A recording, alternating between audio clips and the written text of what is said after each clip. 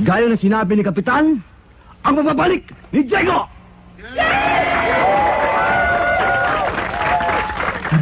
Return of comeback of Diego!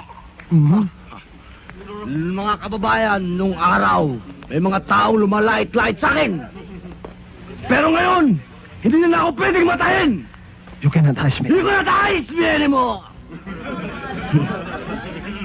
Dahil si Diego ay ibang tao na ngayon. Ambassador! I am another different. Now! I'm another different now! Sabi?